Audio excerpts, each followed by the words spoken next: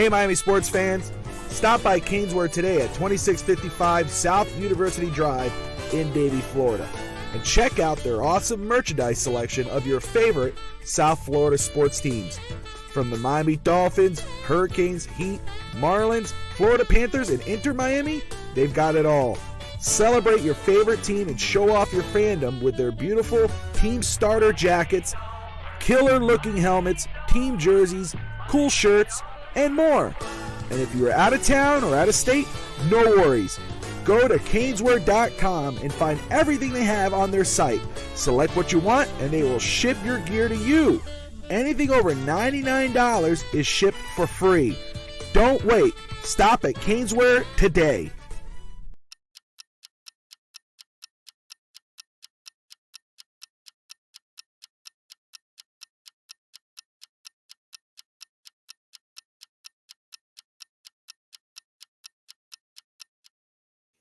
It's like 60 minutes. I just love it. It's a 60 minutes. Hello, everybody, and welcome to another edition of On the Clock, my NFL draft show on the FTSN Network, Finstock Sports Network. I'm Bobby Finstock. That's Josh Wingate, Coach Vogel in the house. Guys, how you doing? I'm doing wonderful. I feel like I have to have you in the middle.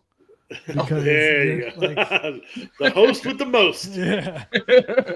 I'll tell you what, man, this is I look forward to this, especially on after a rough day at school and IEP meetings and stuff. It's like I just want to get home, get doing stuff that I want to do. So this is good for Mondays to kind of get me rolling for the rest of the week. So absolutely, you guys did a great job last week. I really enjoyed the show. Man, Josh Kimmel killed it. I just love how he just went right with the outline, and it was like he was so comfortable. So thank you to Kimmel. I appreciate that, dude. Absolutely. He's all right. He's all right. Whatever. Chris Jericho looking at. No, just kidding. But let me tell you, I was talking with Vogel before you came on, Wingate. Yeah. And I'm having so much fun, watching film, scouting players. That Excel sheet we're working off of, it's so damn easy. And I say that respectfully. I don't mean that in a way like, oh, it's nothing. No.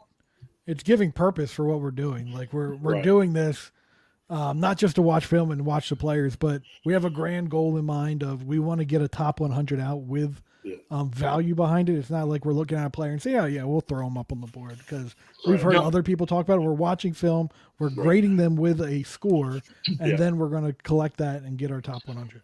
And I was saying was that obviously I was dealing with COVID last week. So, I was, had a little more time to sit back on the computer and watch film and do things. And I may not have it next week, especially since I'm traveling, but I think I'll bring my laptop and watch it from the hotel. But I just love that, players, you go in because you read other people's stuff. Yeah. You're like, I'm expecting to love this guy. Right. And then you watch him and you're going, what were you talking about? What? Yeah. And then, am I wrong? Or, vice versa. I give a high score on someone.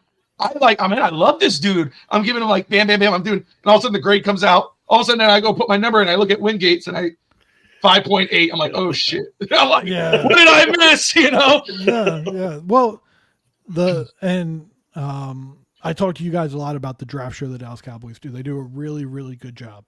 And in that, they talked, believe a couple episodes ago, if you go into a draft room, everyone's top 10 or top 15 of a position grade is completely different. So us being the same isn't going to be valuable, because we're looking at this as if we're three individual teams. We have three different preferences and what we like about players and how we evaluate players. So having that is so much valuable. And then we are going to combine that and just get our ultimate grade. But no, I like it. There's some players that you're low on, I'm high on, I'm low on, you're high on, and same with Vogel. Yeah. So it's a beautiful thing. Absolutely. Courtney, what's up, girl? Courtney in the house. Ralphie boy. Can't wait to see Ralph, man. That's my stepfather. Love him to death. Yeah. Obviously, looking forward to seeing him. Hopefully he's feeling better. Daniel Meeham in the house. Hey, guys, how you doing? Best show on the network. All right. Okay. And Manzano, if we have time, I promise Manzano will bring him in so he can reveal his mock draft. Yeah. If we have time, of course. But I'm going to remember. I'm going to try my best. But let me just say, I appreciate you, Court. Miss you too. One of the guys I loved before watching film. I just want to bring this up. Yeah. And, I still think he could be a very good player. I think we all liked him. Was T'Vondre Sweat out of Texas, defensive lineman. Yeah. And then you watch him, and I was like, I was nervous. I had to watch him a couple more times because I didn't see your guys' scores at first. Then I'm like, no, I got to trust my gut.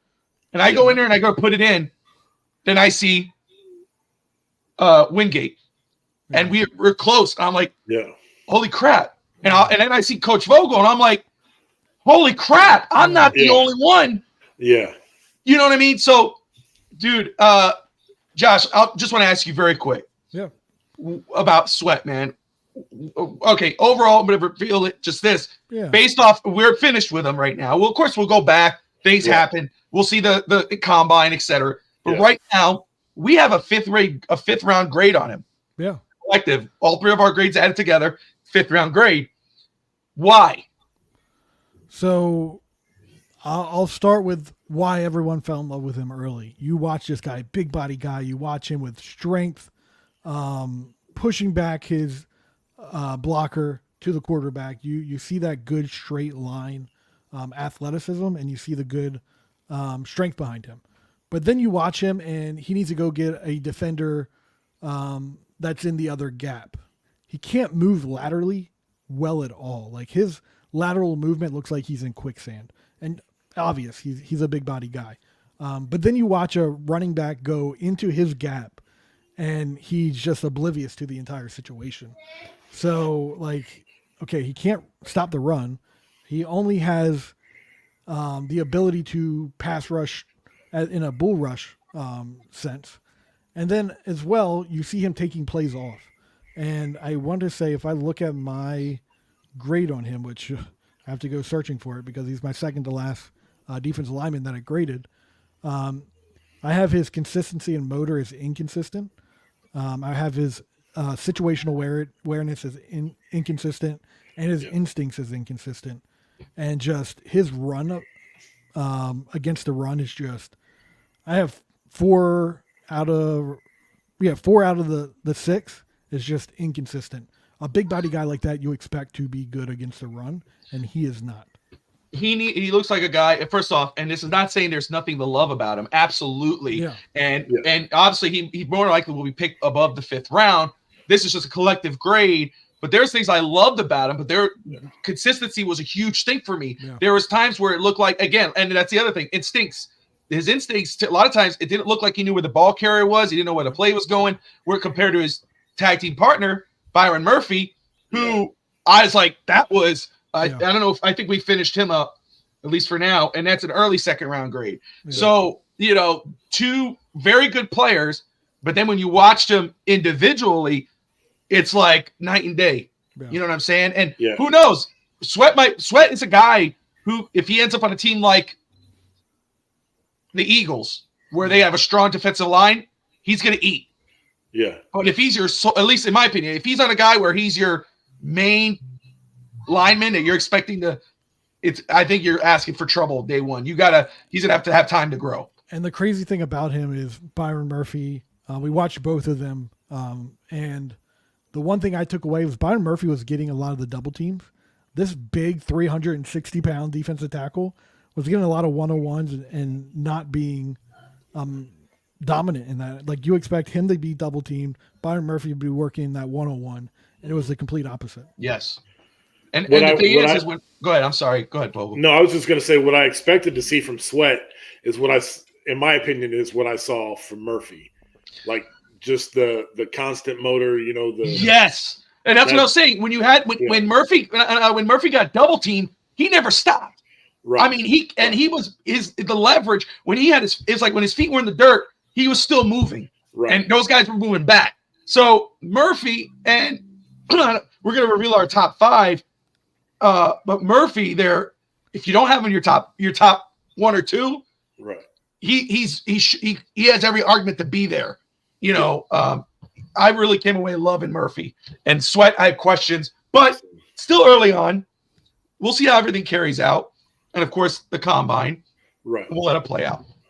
Oh boy, I'm nervous. And that's where it'll be interesting to see if we can get film to watch after the combine too, because I think that's where they may have the tape that we have access to right now.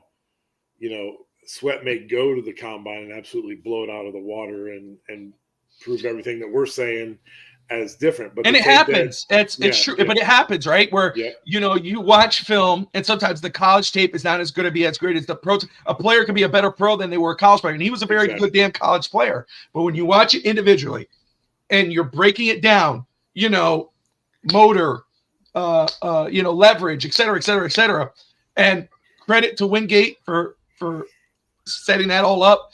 It's made us so much easier. Like I said, and being able to watch this and look for these individual things, and you're going game by game, whether you're watching 2 to 3 games, 20 minutes each of this one player, and you're going, all right, that's a 6. Yeah. And then you go, no, that's a 5.5. It's a 6. And you start to play around, and at the end you're going, damn, am I going high or low? And then you go and then you look at your peers, and they're with you, and I'm like, okay, Now I think I'm starting to get a hold of this, right? I'm starting to get this. Okay, let's do forgive me, I took a week off. Let me make sure everything is here. Latest news and rumors. All right. Let's discuss some of the latest news and rumors with the NFL draft. And of course, we're talking Dolphins, but we're going to talk NFL as a whole. And one of them is about the New York Giants. Tom Pelissero, Ian Rappaport, Garafolo all said to keep an eye on Big Blue to see if they try to jockey up for position at the top of the draft, possibly for a quarterback. Coach, your reaction. Do you think it would make sense, especially after giving Daniel Jones that contract? Do you think it would make sense for the Giants to trade up to get one of these top guys? Would that move the needle for them? Or would you say, hey, you know what? You got Daniel Jones. He's not as bad. Continue to build. What's your thoughts on this? I feel like my immediate thought is that they just have so many missing pieces that they need to draft people and build around Daniel Jones right now. If they are going to just sell off everything to get a good quarterback, you're still holding the team back for how many more years? There's a lot of missing pieces offensively and defensively. So if I'm a Giants fan, I want to stay put or trade back a little bit, get some extra draft picks, and kind of build around Daniel Jones. What about you, Wingate? What are you thinking, man? I mean, this falls in line with any NFL team out there. If you feel like your quarterback is not the right quarterback, then don't hesitate. Go out and get the right quarterback. Right. Even if you gave this guy a big contract, go out and get the right guy, because pretty soon, I'm pretty sure if I looked it up, they put a cancellation on Daniel Jones's contract to where it's probably a 3-year deal that they can get out of it soon. Actually, next year they can get out of this. So go out and get the guy. You can cancel his contract and then move on. Like, there is so many buyouts in contracts now that you're going to have an opportunity to move on from a guy. You're protecting your team, your investment, in any quarterback situation. Miami Dolphins. If you do not believe in your quarterback, go out and get the right guy. So I'm looking at the draft order right now. The Giants sit at 6th overall. Oh, but take a quarterback. Wait, I thought they were a lot lower. I'm sorry. 1 second. Let me see. Am I at the wrong thing here? I thought I had it right. Let's make sure. Here we go. Sorry. 1 second. They need to update their stuff. Where's wow. No, they're 6. They're 6. They're 6. Okay. Yeah, dude. Then so quarterback. There's 5 quarterbacks that I don't even know if they need to trade up unless they really want. Yeah, no. Because so Chicago, let's say Caleb Williams, Washington, Drake May, New England, which is a part of our rumors there about possibly trading down. Maybe that's the spot where the Giants would trade up. And if you go based off the NFL trade chart, famous by Jimmy Johnson, I think Dallas Cowboy Jimmy Johnson. Former yes. Dolphins head coach. Yes. Yeah, Okay, so that is about 2,200 points for the third overall pick. Next year. Like you're giving right? multiple first round picks.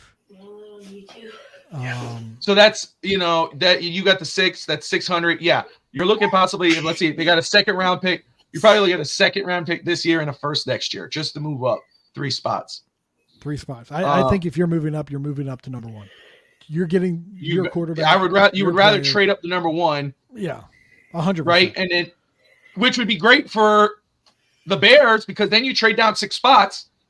You got a Butler, and you still get a quarterback, or you get the best player available. Yeah. If you're moving up, and you're that close, and you're investing, you're probably giving up 2 first round, a first this year, a first next year, a first after that, and then maybe a 3rd round pick next year as well. Go get your dude, because ultimately, if you feel like that guy is going to bring you over the top, if you feel like Caleb Williams is your guy, go get it, because it doesn't sound like the Chicago Bears feel like Caleb Williams is much better than Justin Fields. So take advantage of their awful evaluation and go get Caleb Williams. So, and we'll stay on quarterbacks here. Daniel Jeremiah thinks 4 to 5 quarterbacks or 4 to 5 teams, it could explore trading up for a quarterback in this draft.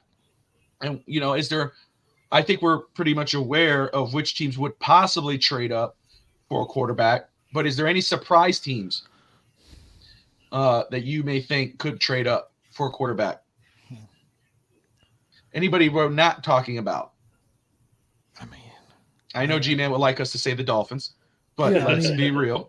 They can't. Let's be honest. They can't. They don't have the capital to move on. What about the Seahawks? I know they're on Geno right now, but don't they? I feel like they would that be a surprise one though? Yeah, I don't know if that would be shocking. Chargers. There goes Sky. Atlanta. Yeah, they're definitely trying to get a quarterback. They're definitely getting a quarterback. I think that's a good answer. I don't know. I guess it would surprise me because there's more talk about them trying to trade for a veteran or sign a veteran, Kirk Cousins, or a Justin Fields. But if they were to trade up, maybe to get a Jaden Daniels, who, you get that, and Jaden Daniels, the element he could bring, he's not just a good passer, a good to great passer, former Heisman, but the athleticism, the run, the electricity he could bring on the field, and kind of bring that to Atlanta, which screams Michael Vick. Not saying that he is the same quarterback. That's pretty exciting. So I do have a question to throw out there, and this is it's Raiders. Wild. It's wild and crazy. Yeah. But do we see Jim Harbaugh moving off of what's his name and picking J.J. McCarthy? No, I don't. No.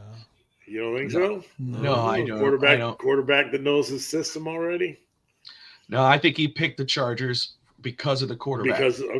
Yeah, I think that, and I think he's trying to help his former quarterback in JJ to get drafted higher by saying that he's the first quarterback off the board. I mean, well, I think you never know, right? That element. What about the Cardinals? Would that shock you if the Cardinals moved up to like number 1 to get Caleb Williams? No, it would have shocked me. It would have shocked me. I think Kyler. Because I think Kyler's out the door. I don't know. I just don't. I don't think they're sold on him. I don't think there's a team out there that would shock unless it's like Rams won't shock me because they need to find the future. Upgrade, yeah. Tampa Bay wouldn't shock me.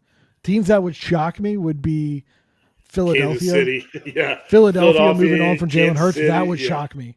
Yeah. The Cowboys moving up for a new quarterback. Yeah. Buffalo. Miami. Detroit wouldn't shock. Miami wouldn't shock me at all. I'd be like, good job, Miami. You guys.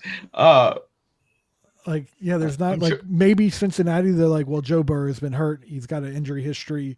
What can we get for Joe Burrow? And well, Tampa Bay.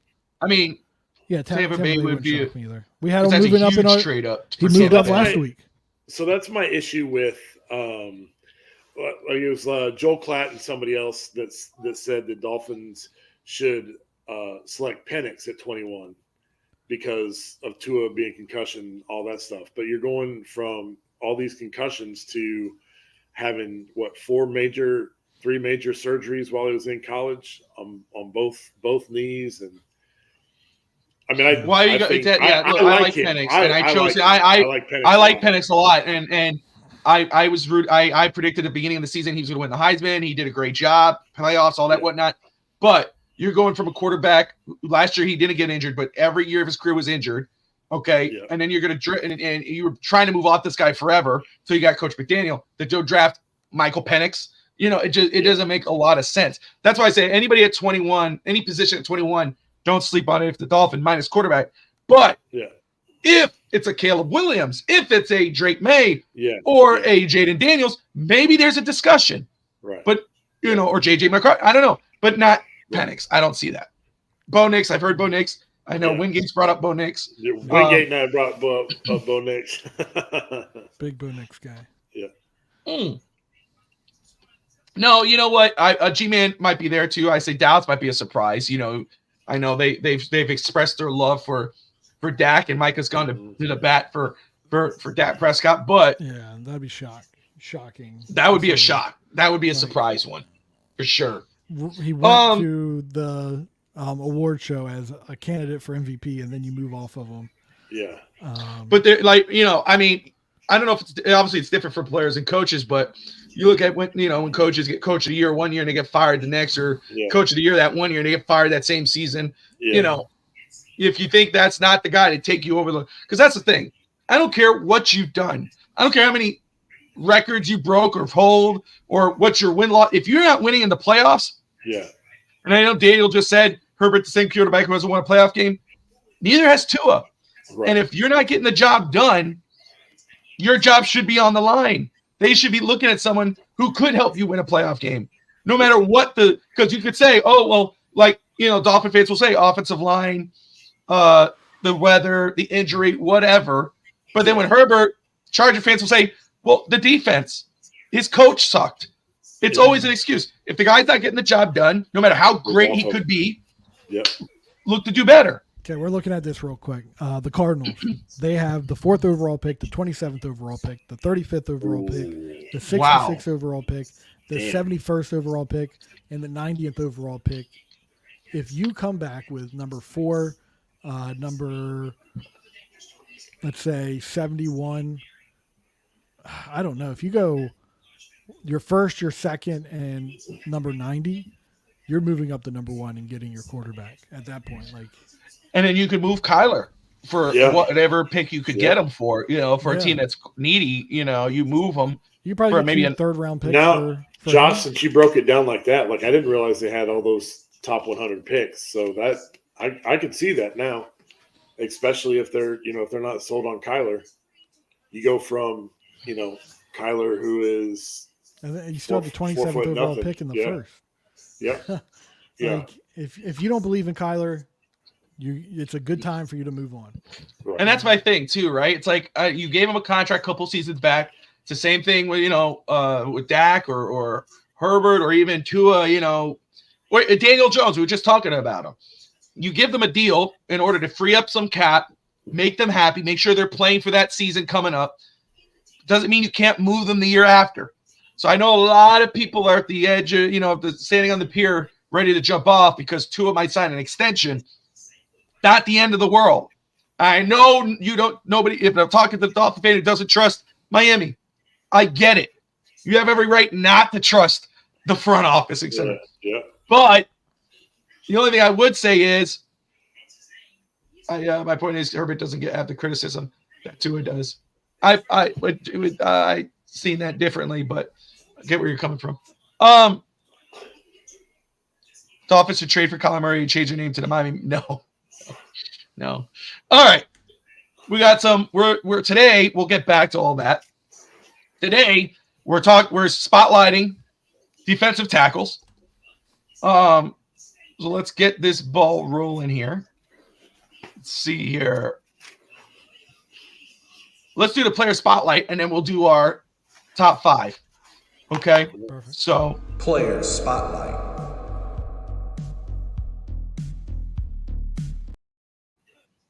all right. So we all chose, and this is not our top guy. Okay? The guys we're spotlighting are not our top guys, most of them. Well, maybe one of them is for Coach Vogel. But no, this is just a player we say, hey, we're going to spotlight this guy. We're going to just talk about him very quick, and then we'll go to our player rankings. To give my voice a chance to heal, Yeah. I'll let Wingate go, and then we'll get to Vogel, and we'll wrap it up. So right. remember to unmute your mic. Yeah. So let's go. We had to go through that a lot last week. Yeah, Michael screwed that one up. So we're going to start off with Dwayne Carter out of Duke.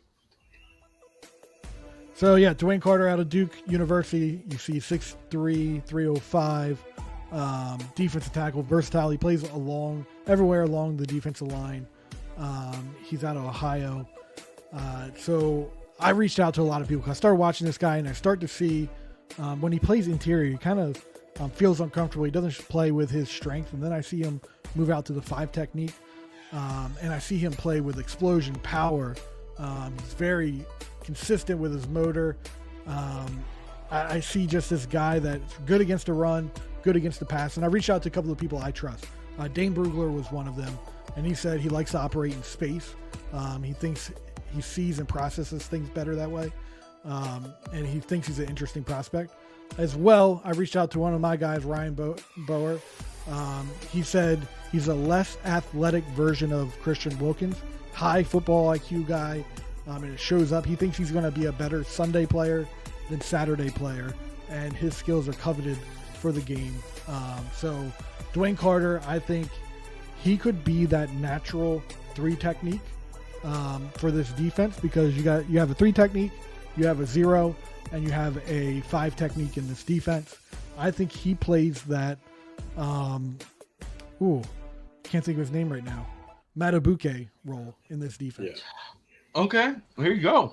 So, and let me go ahead and pull up a comment here from Anthony Manzano. Is Dwayne Carter big enough to be the gap plug-in tackle that we need along Zach Sealer? I think Dwayne Carter is going to be behind Zach Sealer in this role, but he can rotate with him. He can get Zach Sealer, because I think Zach Sealer can play the 5. I think he can play the 3. Get Sealer along the defensive line. But yeah, I think you get a lot of almost positionless defensive ends in this, because the 3 is a defensive end for this defense, and the 5 is a defensive end in this position. I think both of these guys can play both of them, but I think their natural spot is that 3, which is your natural pass rushing defensive tackle in like a 4-3 defense. The same spot Christian Wilkins played as well. There you go. Raphael says, that's the guy I mock drafted to the Dolphins. There you go. All right. Now we move on to Coach Vogel. His guy, I believe, is, and I don't want to spoil this, but I think it's your number 1 rated defensive tackle in this draft right now, and that's Byron Murphy out of Texas. Don't forget, unmute your mic. Here we go. All right, so we got Byron Murphy II out of Texas. He played the 2 technique, shade, nose, 3 technique. I think he even played a little 4 and 5 from time to time. He's got a motor that doesn't stop. Here you see him against Alabama, splitting the double team.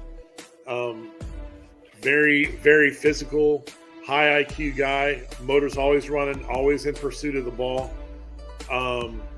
I ran some numbers. The plays that he had, 45% of them were tackles for loss. I mean, like, he's always in the play making business somewhere. He's got good separation. He's got a decent swim move. There you see him throwing that Alabama guy to the ground. So that, he's a plugger. He's on the ground, popping back up, making the tackle. Big physical guy that I could see kind of stuff in the run, that big run stopper that we don't necessarily have for Miami. So I graded him out. He was that guy that I felt was what everybody said Sweat was going to be. Agile and quick, displays relentless motor, effective hand techniques, allows him to shed blocks, brings a blend of athleticism, technique to the field. Sack numbers aren't elite. His non-sack pressure numbers are. He just gets a lot of backfield pressure moving forward. Yeah, Scotty believes that Byron Murphy could go before pick 21. And that's a strong possibility. Shut up, Scotty. So yeah, he was. Yeah, I was impressed. Like I thought, like we had said earlier, that's what I thought I was going to see out of Sweat when I pulled up his film, and so I was really impressed with what Curious about this question from Daniel. What do you guys think of, out of everyone you saw, who would be the nose tackle that you would take?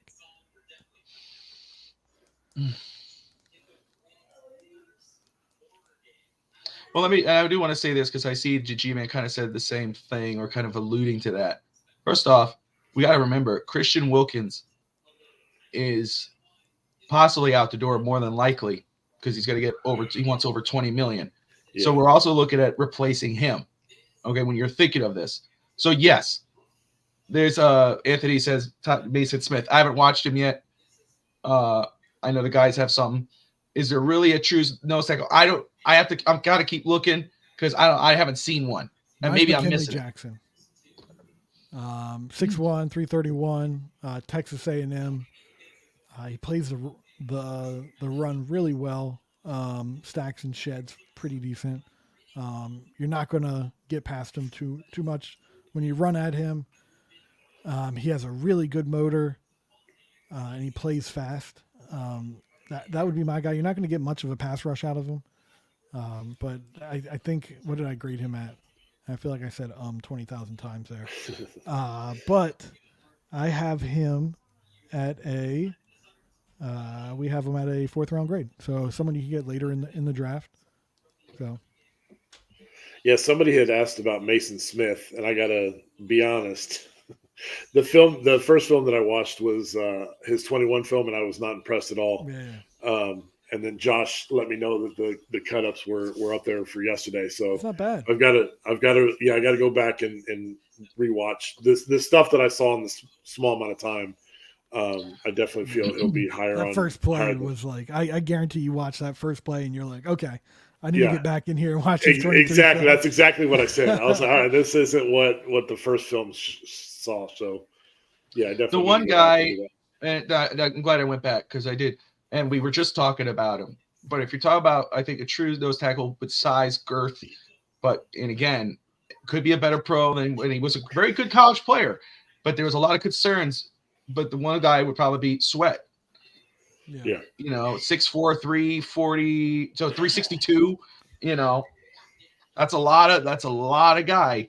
A lot of girth. Yeah. A lot of girth. You don't have to be the biggest guy. Casey Hampton was one of the best nose tackles for a long time, running at like 300, 305. So yeah, you just have that's to a good question. Run. That is that's William there, 305 Sports Now. He's the one that said. He's the one guys I gave you. They gave us that compliment about our show that I told you guys about. Appreciate you, brother. Appreciate you. He's asking Miami, James Williams, safety, moving to linebacker. Wingate, does that hurt his stock? I haven't watched the player, but I don't think it hurts it. You get someone. It just depends how he is at holding up against these bigger guys because you're probably going to get the coverage out of him, unlike any other linebacker in this draft. The thing is, how does he plug in the run game, and how does he shed from the blockers? Because he's going to get into these guards and tackles. So if you see on film that he is shedding easily, or if he gets caught up, that's going to be a key tell sign that maybe this linebacker move isn't going to be the best. We just saw that transition with Dallas. Our safety came down, played linebacker for us because we needed it. And he just couldn't get off blocks. He couldn't do that. But when it came to coverage, he was lights out. So it's just the overall game has to be more developed to come down and play linebacker compared to safety, where you can excel at maybe just coverage or coming down into the box and doing well. Did I bore you guys there? No. I agree. Okay. I was agreeing with you. I got caught some. Josh, the other thing is, we were talking last week about, not being the best linebacker class. That may help him, moving, for sure. Moving Definitely. down. Like Bobby said, given being flexible and all that stuff, and having a little more value to his game, being able to step down and play in the box. Yeah, definitely. We've seen a lot of safeties come down and successfully do that. Yeah. But it's a hard thing to do because your game has to be just more, as I said, developed, more well-rounded, tackling. Everything gets magnified when you get closer to the line of scrimmage. So you just got to be good at all of it, really. There you go. All right. Got one more. I'll do my best, and my voice starts to go out. Forgive me. I'll try to say this as quick as I can. Got Leonard Taylor. All right. Leonard Taylor out of Miami. Great size for the position. 6'3", 305 pounds. I know you guys want some bigger girth. Finished the season with 20 total tackles, 1 sack. And though that doesn't sound sexy in terms of a defensive player, you might let me tell you what is sexy about him. First off, his explosiveness. That's what stood out to me. And his timing, getting off to the snap when the ball is snapped. The first, he's able to beat blockers with a mean swim move, pressure the quarterback, and defend the run. He generates an impressive amount of force when coming off the line of scrimmage that could translate well at the next level. What's not to love, and the reason why he is the number 4.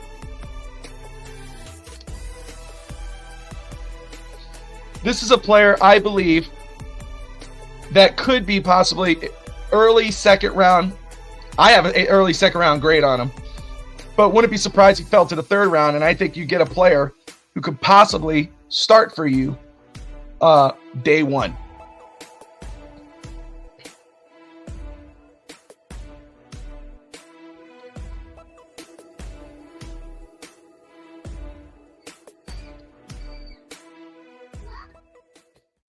There we go. All right. Perfect. Started going out on me in the end there, but we survived. What do you guys think of Leonard Taylor? So Leonard, let me pull up his. I think he's explosive, really good place speed. He has the motor, hair on fire kind of guy. The issue I had with him was his instincts, his versatility. He really just played that one spot and went. That could just be a defensive thing, defensive coordinator issue. But I didn't see him moving around like you saw every other defensive lineman that we watched on tape. And just his situational awareness just wasn't there. I was a little on him. Yeah, when there was a goal line play, he didn't give that extra oomph. He didn't do. But what I did like was his gap shooting abilities. Him able to split defenders in the gap was really good. And when you ran at him, he played that really well. It's when you run away from him is where he gets caught up in that situation.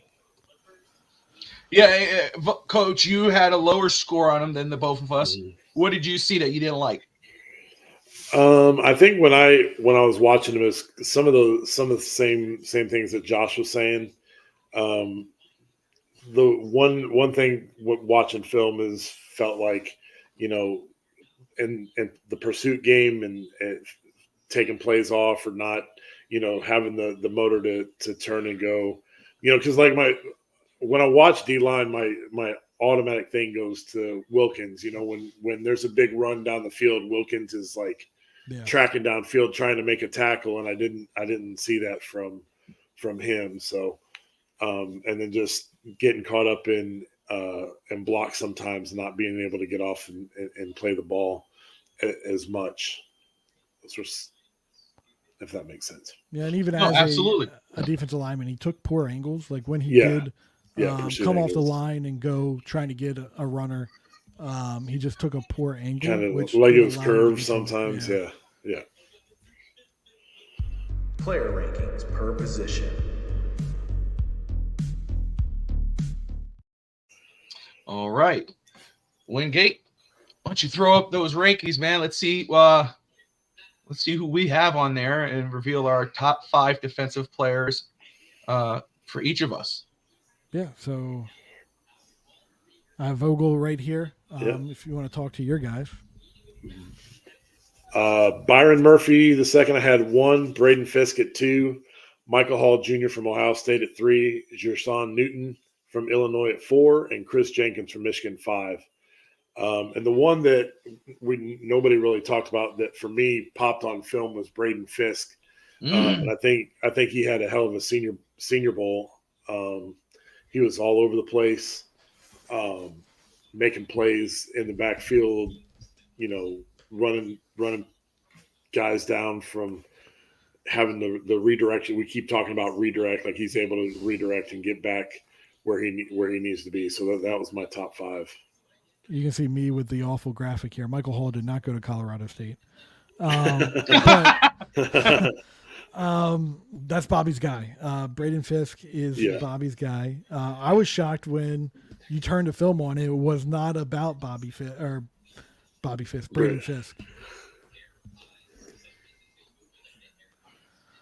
let's see here. Perfect. I got it. Okay, sorry. No, man. Obviously, Braden Fisk. Again, you go into this, into what we're, into the draft class. You look, into defensive tackles, and you have an idea. Okay, Jerson Newton. He's the one who's going to jump out at me because you see he's number 1 on most guys' boards, and and then you come away and I throw on Braden Fisk, and I honestly had no thoughts on him before watching him. Yeah. I didn't read up on him. I didn't do anything. I think somebody brought him up one time, but I didn't think of much of it. I watched, and that dude jumped out on me. Yeah. He stole the show. I try not to go into any, eye-popping, I try not to get, oh my God. Yeah. But that's a guy that, when I did, I was like. When it happens, it happens. You got old man mode on us. Dude, I pulled the glasses down. I had to do a triple take. Yeah. I did not see, and you guys tell me if I'm wrong. First off, I think he's 6'5", 295, 297, 6'5". Again, I understand. He doesn't look like that big. He moves a lot, in my opinion, he moves a lot more fluid than somebody. Dude, he's smooth transition. His movement, his motor never stops. Yeah. He's involved in every play. I know my top 5 is not on here yet. But that's why he's my number 1. Dude, He jumped. I love all the guys I got in there, and, I like them all. But let me tell you, Braden Fisk, let me just say here, nonstop, violent, high-energy motor, involved in every play. Yep. I know Wingate said he could be an edge rusher at the next level. I love that about him. I love that about players. James Williams, linebacker, safety. I love versatility. Goes for O-line as well. Center, guard, tackle, running back, fullback, tight end, receiver. I love when you could do multiple things. This is football. It should be positionless most of the time, minus offensive line, quarterback, or whatever. Braden Fisk offers so much.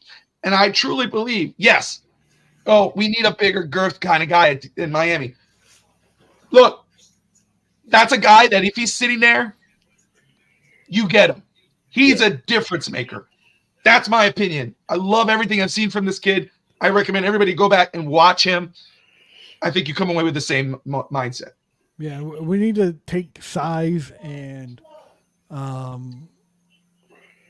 just ultimately size out of it. Guy saying let's remove size from the equation. Yeah. But I guarantee if Aaron Donald walked into Miami and said, "Hey, I would love to be a part of your team," you're not saying, "Oh, sorry, you're 280 pounds, right? Maybe 285 soaking wet. We don't want you on this team." That guy played in the 3-4 defense to where he's taking on double teams most of the time and excelled at it. He played in a 4-3 defense. And what he was is a hair on fire kind of guy, which Braden Fisk is. He is so explosive off the snap. That's a good word. And he has just like, I'm looking at my grade right now. Like he shoots the gaps really well. The one down part I had about him is his leverage in the pass game, but everything else is really, really like fantastic. I'm looking at this like, how is he like not higher on my board? But yeah, he's a fantastic player. He's one of those guys because obviously he graded out very high, and I try to be careful of that. But when I looked and then I saw your guys, and not that you guys, you gave him good grades. When I saw that mine was where it was, I was like, dude, am I crazy? Let me go back and rewatch. And then I'm like, I'm not getting off of this. I love what I'm seeing. I will say number 5. I don't have what I wrote something about Newton. I didn't write anything about Rook Ro. I love that because my daughter makes that sound. But that's another guy. I went in there looking at his teammate and came away looking at him. Yeah. Yep. All right. I did the exact same thing. Yeah. 100%. Raw. He's yes. I can understand. Like G-Man said before, project, whatever. But this guy hasn't played football. I think he hasn't played a lot of football. Yeah. But when you watch the film, it's pure talent. That dude looks like he could jump from, the 5th best defensive tackle to 2-3 around there. Yeah. He has a lot of potential. I love everything I saw with him. The only guy that's not on here, that again, I went into it thinking, okay, that's the guy who's going to jump out at me because everybody was saying it, was Newton. Yeah. The key word on Newton, and I saw one game his score was really low. Yeah. I said, I have to watch something else. I put it on. It jumped. Yeah. Because it was like, and then I noticed the one team that I don't have in front of me, but the one team I was watching that I did not like what I saw was a lower tier team. Yeah. The next game was a better team, and he played better. Right. So the key word I have on him right now is inconsistent. Yeah. And not saying, and there was a lot of things to love about him, about Newton. There's a lot of things that he stuck out, but then there was a lot of times where when other guys were running for a defensive player, he was walking. There was times where the defense went this way and he went the other way. That was like, where's your head at? So, again, pro day, or the combine, it may jump up. But right now, he's not in my top 5. Rook Ororo, Leonard Taylor, Michael Hall, who I liked a lot, Byron Murphy, and then Braden Fisk was the surprise, and I am pounding the table for this guy. Yeah. Love this guy. Yeah. He's my highest rated player right now, obviously, until we get done, maybe. But he is my highest rated player in the whole thing until it's done. We're done. So, and with that, like we talked about, the guy that I did a report on, Dwayne Carter. He can play that 3 role. He can move around. I think your guy Braden Fisk could play that 5 role, the 5 technique where he's shading on the inside of a offensive tackle. I think he would play that really well. I'm trying to think of the guy. I've been pounding him for who Miami to sign from the Ravens. But he's a taller guy, plays with length. You need that length at the 5 technique. I think he would be really, really good in that situation. And I think he has the athleticism to do a lot more than just that. Wingate, let's talk about your top 5, brother. You got Chris Jenkins out of Michigan there. Yeah. You do have Davis on there. That's the guy I went in there going to watch, and I came away with a roo. And that's the thing. I was just about to say that you put on Tyler Davis's film, and you're trying to kind of find him through the mesh, and you see 33, you see 13, you're like, oh, 33. They kind of compete with each other on 33 puts up a good play, and then Tyler Davis does as well.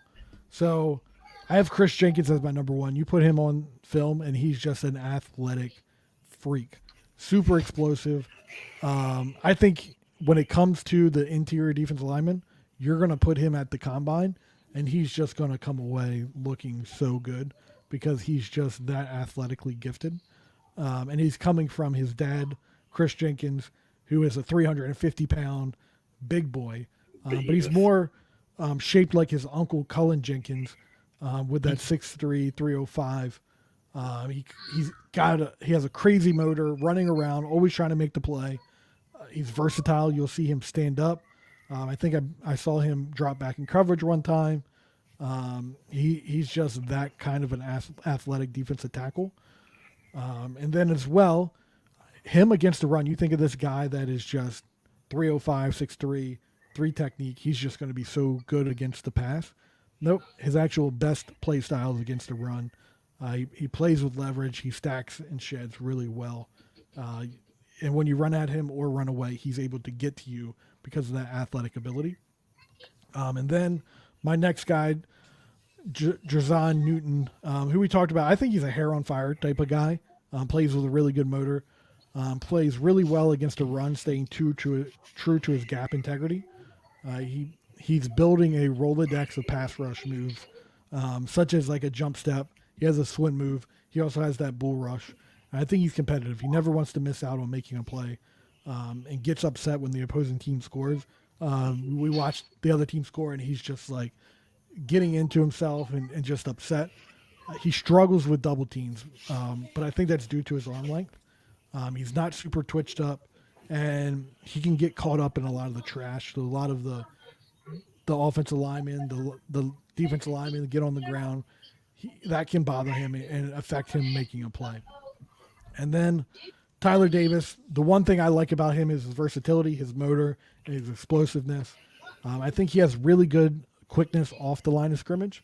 He can stack and shed, and he has really good ability at shooting the gaps really well. And if you run away from him, he's more effective getting you because he's that defensive lineman that just gets past the line of scrimmage and just shoots down the line and gets to you. So I enjoyed him with that. Michael Hall Jr., 6'2", 285. We're looking at an Aaron Donald body type here. Good speed, very good motor. He's tough. He was very productive in college, versatile. He has really good hand usage. And again, another guy that can stack and shed really well. If you run at him, he is going to stop you 99% of the time. And then my last guy, we have already talked about Braden Fisk, 6'5", 297.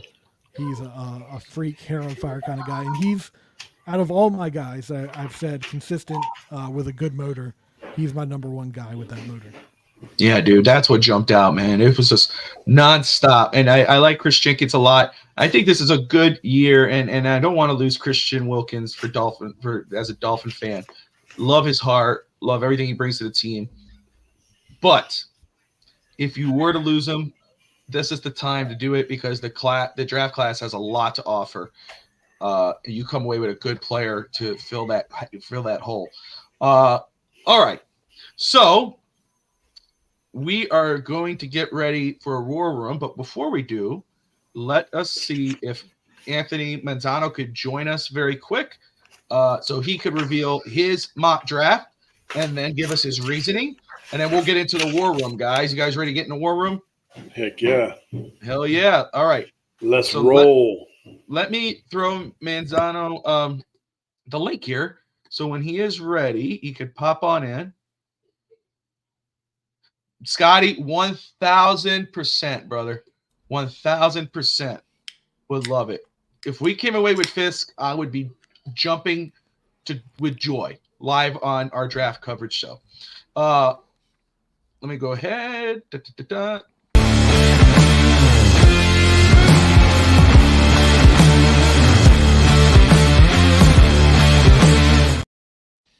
All right. War room time. All right. So we are waiting for Anthony. We will get ready to start the war room. And what we're going to do, it's going to be different from last time. The last show we had our scenarios, which Josh Wingate broke down. We didn't have it this time. So we're going to sort of run the mock draft simulator. We're going to run it slow so we can see the draft play out. Josh, if there is a trade, if you could hit that effect. I got you. Okay, so we can keep it alive. And so this is what we're going to do, guys, for everyone tuning in. And first off, thank you all for everyone for tuning in. You're watching On the Clock, sponsored by Caneswear at Miami Fanwear and the greatest show on surf. So this segment here, what we're going to do, we're going to treat it like the War Room. The three of us are not getting a turn. We're all in it. Yeah. We are making the decision who the picks are going to be. We're going to look at, we know what our team needs are. We know what we're going to see the trade offers. We're going to discuss. We're going to debate. We're going to vote, and we're going to go. You guys have a say. Let us know what you're thinking. And when we make that deal or that pick, react. Pretend you're watching it live that night.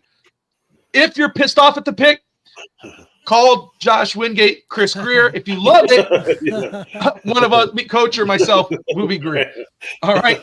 So, Manzano, if you are there, pop on in, and we will get you in to reveal your mock after the War Room. I see you just made a comment, so I sent you the link on Twitter. I am so interested in what he just said. What is tri-tip chicken? As someone that used to be a butcher, chicken. I'm a butcher. I used to be a butcher. I'm so interested in what tri-tip chicken is. Well, Manzano is going to join us in just a moment. I'm so interested. And we'll get that information. I love a tri-tip. I think the traditional gap plugging nose tackle doesn't really exist in football as a general rule. These defensive tackles that are coming out of high school and college are hybrid. That's Manzano's comment. Thoughts? Yeah, I mean, I would agree with that. Okay. He had tri-tip and chicken. I was about to say, you throw chicken and tri-tip together, I'm getting a cheaper piece of tri-tip. Let's go. All right. So, Manzano, we're going to start the War Room. We'll do the War Room. And then after, I'll send you the link already. So even if you join, I'll bring you in right after. So you could tell us your mock draft, and then we'll react to it, and then we'll wrap it up. All right? All right, guys. Give me a moment. Let me share the screen.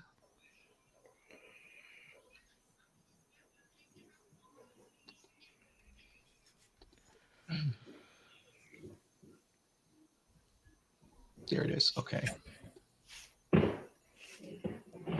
While you're doing that, I same that Scotty said, where you brought that comment up on losing Wilkins. I think Fisk is that natural player to come in and play the opposite side of Sealer. Sealer's the one guy you do have on the defensive line that can play right now. So having Fisk in there, play opposite of Sealer, finding that nose tackle, I think that's a good start to a really good base to a defensive line for this defense. Absolutely. All right. So, Anthony, thank you. Give us just a moment. Let's run this through. Bear with us. Keep commenting on the show. Again, once we're done with the War Room, we'll bring you in. You let us know what you thought, but also let us know your mock draft. I have it pulled up as well on my end, so give me a moment, okay? All right. So it's going to be slow. Let's do normal. That way it's not killing us here.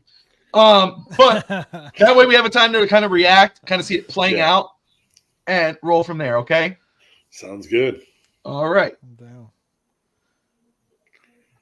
Let's draft, baby. There goes Caleb. Drake, hey, this is looking pretty good. Sean and Joe Walton's still there. Ooh, Malik Neighbors. You got there goes McCarthy. Well, so when we talk wide receivers, Brock Bowers. When we talk wide receivers, I'm bringing the question up.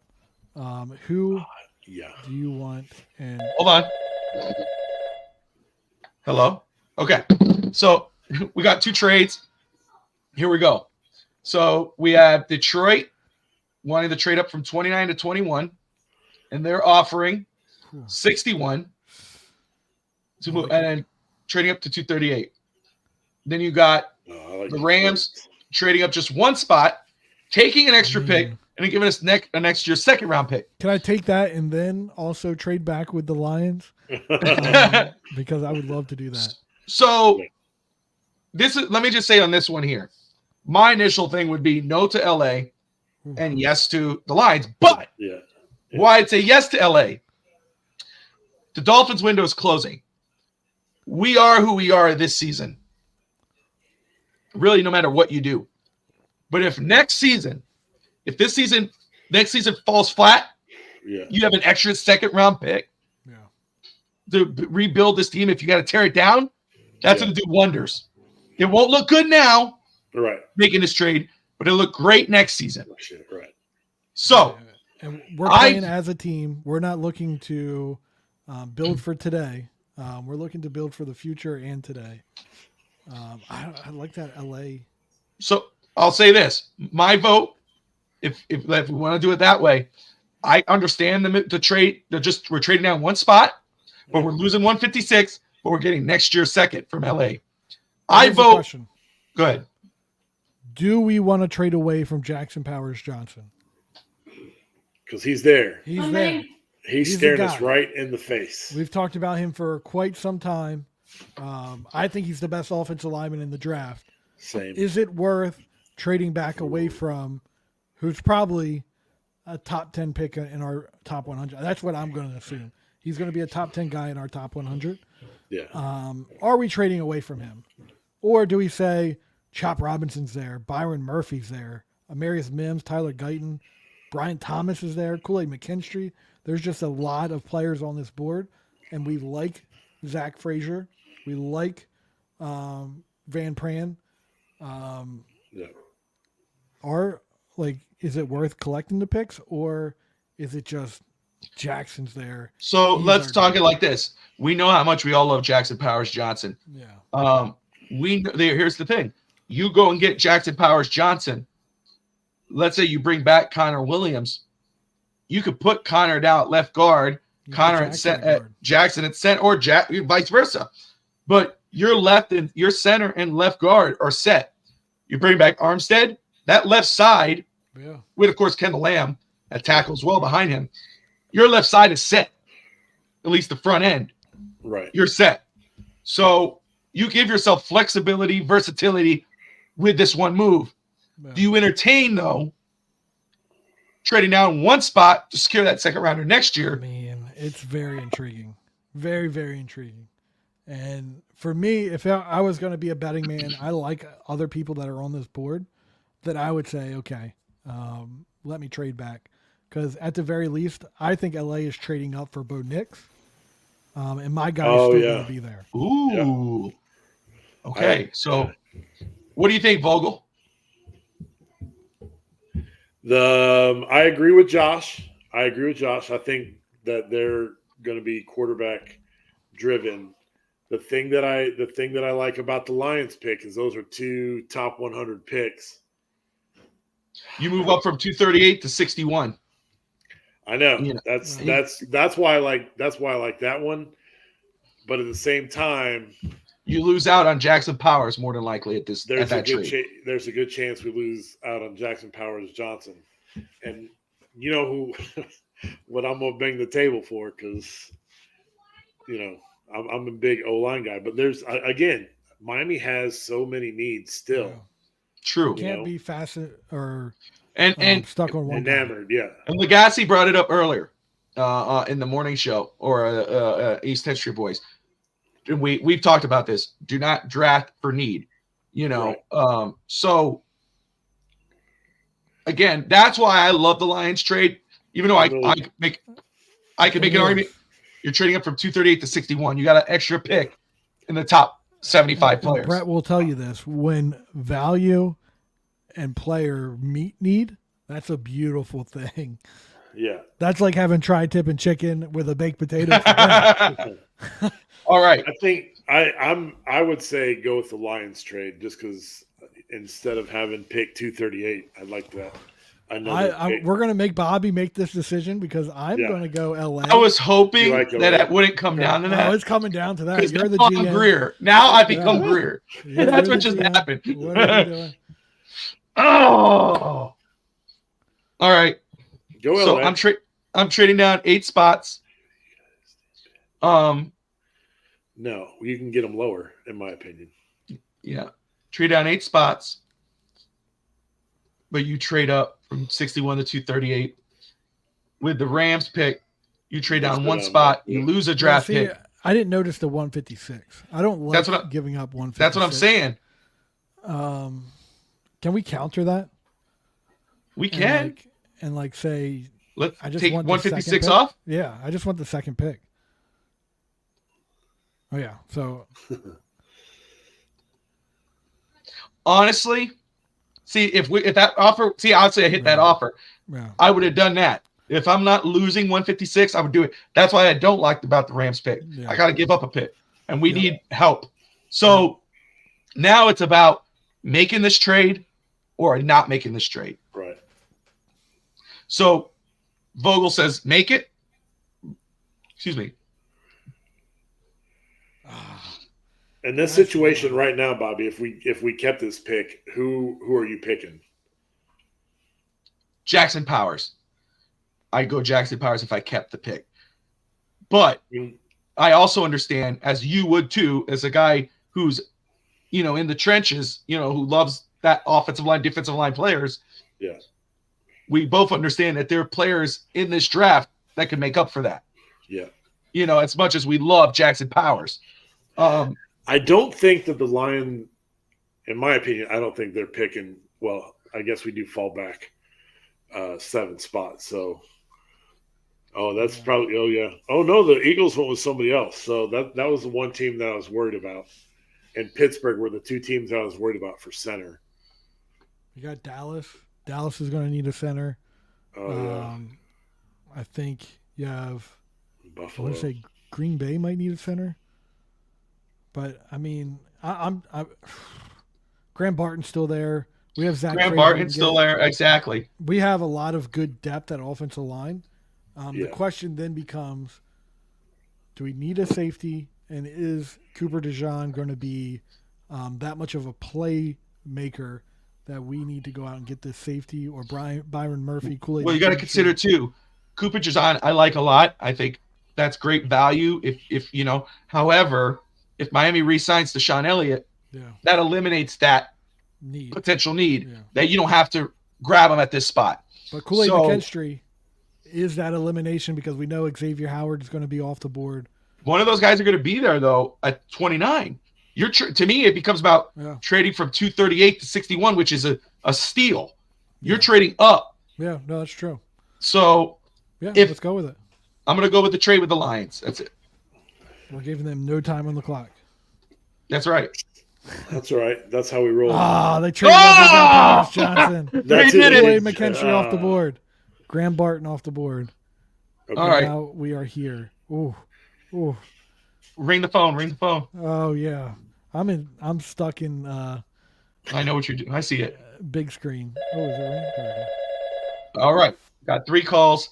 Tennessee Titans on the F calling us. Again, they want us to give up a pick. 29 for 38, 199 for next year's first round pick. You know who's still there? Yeah. Bo Nix. Oh, geez. Cowboys on the board. You get 2 picks. You don't give up a pick. Trade down to 56. We get a second and a third next year. I'm just curious what Cowboys are going to take in that situation. F the Jets. Not taking the Jets. Are we a no on this? Yeah, I'd say no. I think we need this pick, honestly. Okay. No to the Titans, right? Reject, yeah. The first round pick's the only thing that's hold on. Josh wants to speak. Go ahead, Josh. The thing that gets me is we're giving up 199 in this situation. If you're giving me a first round pick and I don't have to give up 199, I'll be good. What pick is 199? Is that a 4th or a 5th? If that's a 5th, I'm going. No, yeah, that has to be a fit. That's a 6th round pick. Oh, then let's go. I'm taking that all day. Because I get a first, you're Tennessee telling me next year. Okay. Yeah, you're telling me I can. And Tennessee is not a good team next year. The only thing is, do we want to lose our 5th round or our 5th year option? Because trading back to 38, we lose our 5th year option with this player. So let's decide this. If we kept this pick, who's the pick? Ooh. That's the thing. Who's the pick? So we got Byron Murphy, number 1 defensive tackle with Coach Vogel. We don't know what's going on with Armstead yet. Let's say he's coming back. We're going to focus on bringing back Kendall Lamb to be his substitute. So Cameron Kitchen still on the board, safety. Yeah, see that I think, and I haven't watched the player but from what I'm hearing, Lad McConkey, Cameron Kitchens is a good player. Who was Penix is still there. We had conversations around Penix. Yep. I know we don't want to talk about quarterback, but that's right. Penix is still there. Bo Nix is still there. Tyler Guyton is still there. My guy Jordan Morgan is still there.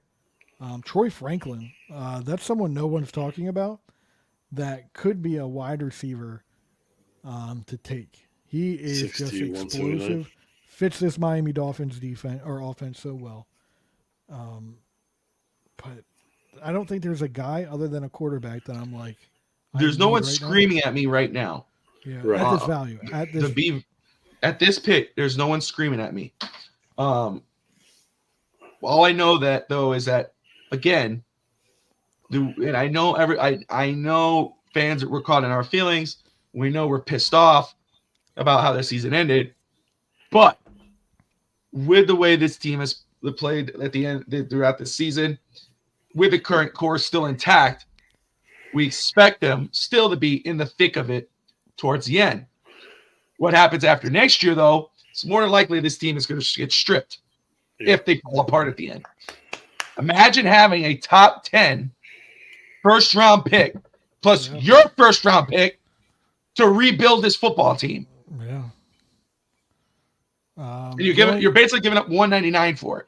The only person I'm going to pound the table for in this is Bo Nix, because I've already said that I think you put Bo Nix in this offensive style, and he is going to turn this offense around. I don't think it's going to be day one, but I think 2 and 3 he could do that. But I'm going to leave it up to our Mr. Greer over there to make the final decision. See, all right, but Vogel, let me get your advice on this, my man. Trade or look at a player. Again, I'm going to go with the mindset that Armstead decides to come back. I don't know if he walks away for money. And we bring back Kendall Lamb. So offensive tackle at this pick for me is not the pick. Right. But, I'm tackle. Byron Murphy's on the board. Christian Wilkins most likely is out. Cameron Kitchen, safety on the board unless we bring in Deshaun Elliott. So my question for you, would you do this deal with the mindset of, I know where the team stand, I know what they're going to do next season, or I have a feeling, but we get possibly a top 10, top 5 pick in the first round next season? I mean, since we're not 100% sold on a pick here, since our guy is gone, I think trade and get that first round pick next year, which I think is going to be huge. Yeah. Right? Because you don't know what you need, whether it's a quarterback or left tackle or whatever. You're going to have a fairly high pick. I don't think that. I mean, if that happens, let's go. Whew, let's go. Oh my gosh! They took it. We keep the 199, okay, and we just got a first round pick next year. And guys, the Titans, they're not doing anything next year. Yeah, Henry's gone. Tannehill's gone. New coaching staff, which is questionable. Yeah. Again, we're talking a top 5, top 10 pick next year's draft. Yeah. Total rebuild. Unless they get Bo Nix here. Okay, here we go. And they got Tyler Guyton. They didn't even get a quarterback. Bo Nix to Seattle. Bo Nix went to Seattle, which Coach Vogel brought up. All right. Let's move. No, I'm just kidding. Let's do the phone ring just for S and Giggles. I got to get out of. Oh, sorry. No, you're good. All right. So the full screen. 81, 145, and 2 draft picks for next season. 54. Come on. I'm looking at the draft class right now. I do like what's available. I know I love what's available. So I'm comfortable saying thank you, no thank you. We all in agreement? Yeah, we got to start getting some picks here. We got to get some quality depth here. All right. What we have here. Yeah. Tell me a name that's jumping out on you, Coach Vogel. Well, like Manzano said you got Cam Kitchens there. That's one of them. Now, if we have Deshaun Elliott, guy Leonard Taylor. Yep. Whatever. Tavondre Sweat is on the board. My guy Troy Franklin, the wide receiver, is there. I think he's going to be a top 20 pick. I think he's kind of rated low in this situation. Yeah. I've had people say he's the fourth receiver in the class. But then there's the big guy, Zach Frazier, sitting there. But we have the thing is with Frazier, fingers crossed, if we can get to 55, we can take him there. True. But how many other teams, like you said, do we need centers? Can we see what's at tackle? Patrick Paul. Blake Fisher. Christian Hines is still on the board. Cooper Beebe. Haynes, yeah. Van Pran. Oh, well, yeah, you got Frazier or Van Pran. Yeah, that's true. Penix is still there. Okay, let's go to defense, and let's go to defensive tackle. I'm looking at him. Leonard Taylor, Sweat, Hall. Scroll down. Oh, let's look at number 92 right there. Yep. Oh, hey. Dude, go for it. I would take this guy here. Now. You know what? Fisk. Hell yes. Yeah, I'm taking Brady Fix here. Christian Wilkins is gone. I know. Look, everybody's going to go, but he's on the 92 on the board. Stop. Not on our board. We're on our board. We're talking about our board here. Okay. Oh, there goes Frazier. That's okay. All right. Come on, Dallas. Oh, jeez. It's okay. It's okay. It's okay. Sorry, Jerry. All right. So let's move out here. Okay. Here we go. So we got our D tackle. Wow. Braden Fisk. Cameron Kitchens is still on the board. Yeah. Here. Are we saying that we need a center, or are we good with? I think if we need a center, I'm going with the mindset that we still have. That we're going to get Connor back. Okay. I think the injury to Connor. Again, I hate saying it always like this. It was like it's a blessing in disguise because you bring him back. Do you think? Go ahead. I think priority number one for this entire team is get Hunt back.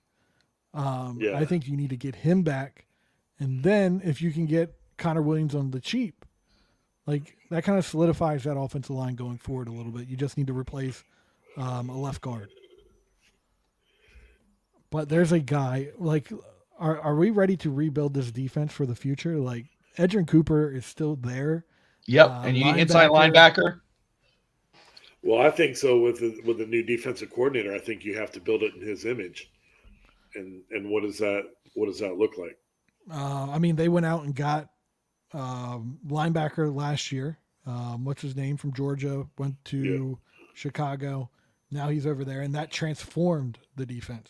I think someone next to David Long is going to be huge in this. Again, we have Sealer, who's going to be in that 3 technique. You have now Fisk, who's going to play that 5. We don't know who's going to be in the middle just yet.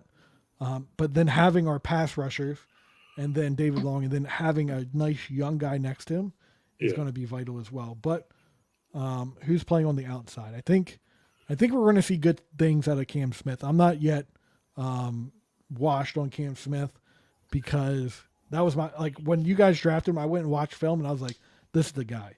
The question isn't, and I'm pretty sure early on, like in preseason, like there are good things coming from him. The question is what happened in that process, because it seems like the defense coordinator fell out on him. I don't think he was ever on him to begin with. Yeah, I don't think so. Didn't everybody say that it was a Greer sympathy signing or whatever because his son went to school with him? There is a conversation. No, there is a conversation because linebacker is more of a need than safety right now. And we're reacting to Anthony Manzano's DM basically in our box because if we have Deshaun Elliott, Brandon Jones, Javon Holland, I'm not against drafting Cam Kitchens, but we need linebackers. Yeah. There's other needs more dire than safety. Yeah. You know, and I know about not trading up or drafted for need, but Edric Cooper is a damn good football player. Yeah. Might be considered the top linebacker in this class. Absolutely. So and he's available at 55. He's available at 50. Will he be available at 61? We have pick 61. I'll take him at 55. Yeah, if like he's going to be my top guy right now. Yeah. Go for it. Let's go.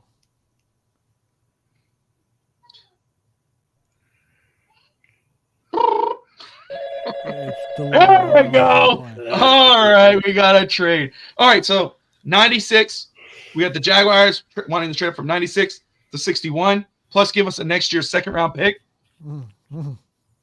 And then you got 20 up to 20 picks trading down, and they want 199. I'm gonna hang up on the Broncos. Yeah. Thank you. No, thank you. Your thoughts on this trade? To have next year's first for whoever it was, the Titans, and then also have Jacksonville's second. Oh, it's moving down over 30 spots, though. That's the only thing. That's the knock. No. Because now, I mean, you can still get Kitchens here. If we're saying that we need, if he's, you could get Kitchens right here. Now you basically think about how your defense looks. Yeah. After that draft pick, you know everybody's all worried about what's going to happen to the defense this season. You go Kitchens, Cooper, Fisk. Yeah. You were saying so, but let's look at who's on the board. Jatavion Sanders is there. We know everybody wants tight end, but I think there are tight ends later in this draft. D tackle, we got Fisk, but Chris Jenkins is still on the board. Yeah, Michael Hall Jr. Trotter. Van Pran. Cedric Van Pran, center. I would love to get a center if at Xavier all possible. Leggett is there. Ooh. It's gonna talk to me about Xavier Leggett. I mean, it's that one guy that everyone comes into the draft and says it's Deebo Samuel. Thick-legged. Oh. He can move around. Run after the catch is just so good. He's a end of the first round type of guy for me. He catches really well. But the thing, I'm on another show as well, and the running joke around there is I just like thick offensive linemen, like their lower half, not offensive linemen, but receivers. Their lower half. Receivers, yeah. The thicker, the better. And I think he could be someone that just opens up this offense because, again, we're looking at the San Francisco style offense here. We get a guy in here that can play what Deebo does. We get to move around these guys a little bit more. It's going to be, it would be fun. And I think he elevates this offense even better than what you have in San Francisco because while he's no Deebo, they don't have the other two receivers that Miami has right now. Miami has the best receiver in football. And then you have another guy, while he's inconsistent sometimes, he's dynamic as well. Yeah. And then you bring a Deebo light type guy in here. Whew, wow. This offense is going to open. 227. He's a big dude. We need some offense there, Bobby. What you thinking? That would be a guy I would pound the table for. It would be hard for me to walk away from Xavier Leggett. Yeah, and our next pick's not to 156. That's my only knock. So I see Cedric Van Pran there. Offensive line is a need, whether you're going left guard or center. Center, yep. If you bring back Connor Williams, Van Pran becomes an option at starting center. You move Connor at left guard. Look at defense. Cam Kitchen's still there. And that now comes to the point where you're looking at 61 and a guy probably rated higher than that. It's not a reach at this point. You're basically getting great value. And I think wide receiver is absolutely on the table for the Dolphins. I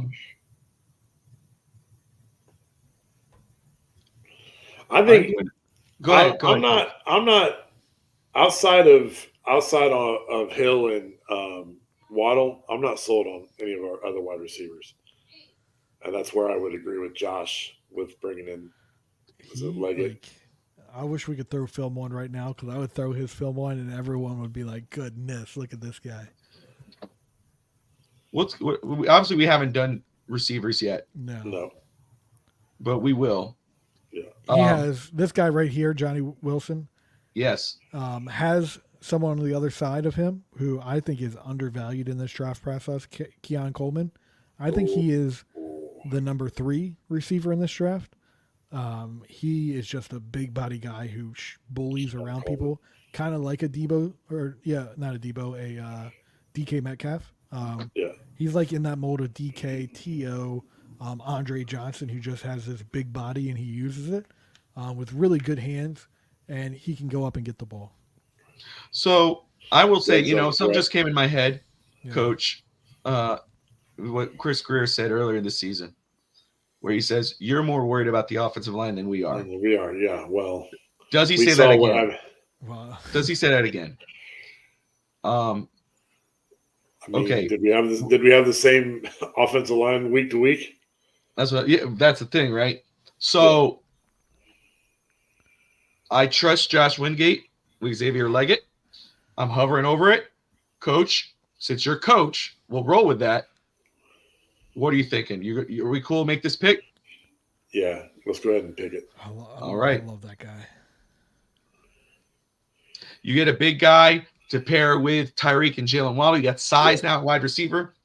You're giving Tua another weapon, a big size weapon. I know everybody's pounding the table for tight end. He kind of fills that spot in regards of a big body red zone threat. There you go. And I know right now we're trucking right along. Everyone's upset in the chat because we didn't go center. I knew it. Yeah. That's why you got to talk it through. The thing is, 3 years from now, when you're not looking for a center and you have this guy named Xavier Leggett who is dominating and playing all over your offense, you're not going to care where you took him and who was available.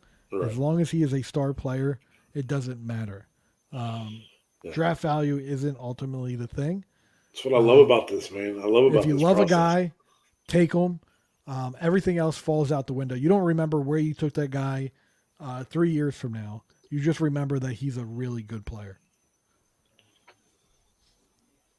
Dang. If I would have known the Lions wanted our guy. What pick are we coming up on? 156? 156, yeah. Okay. Who are we looking at the board right now as one of our guys? I mean, Tyke Smith is there. Tyke Smith, yep. Castles. McCullen Castles. I mean, moving back, but I get some extra picks. Oh, shoot. You guys are looking at me like, where is this?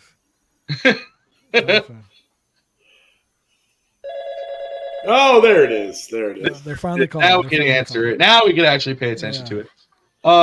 So, you trade down from 156 to 174, but you trade up to 4 spots from 199 to 195. You get it to 234. We're getting an extra pick.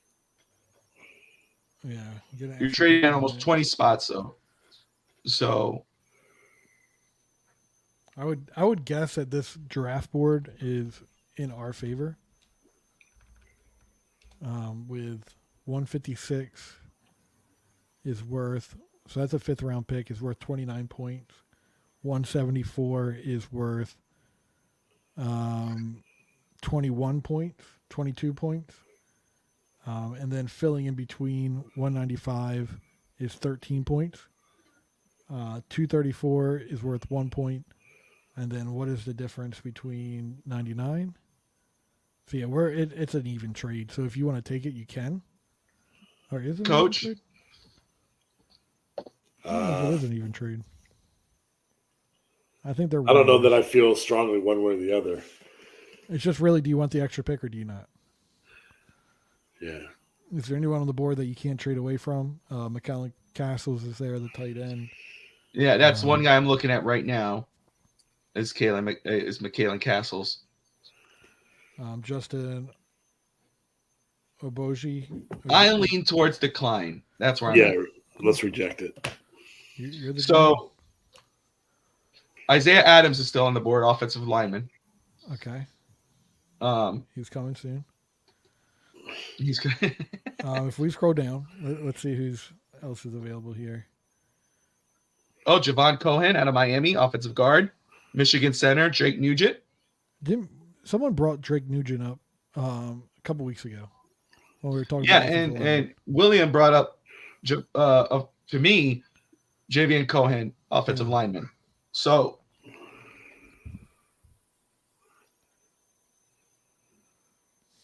I think we go offensive line here. And I'm leaning towards Nugent. Because, again, it gives you that flexibility. What are you thinking, Coach? Yeah, I think we have to take an offensive center guard right now. I would. Well, I guess it doesn't really matter now, but I like Cohen's size better. Yeah, I'll admit that I don't have much, but if you're thinking Connor Williams, you keep him at center. Yeah. Oh, you're saying Cohen? Cohen or Nugent. But I like Cohen's size better. 6'4", 305. Yeah, let's go Cohen. I'm good with that.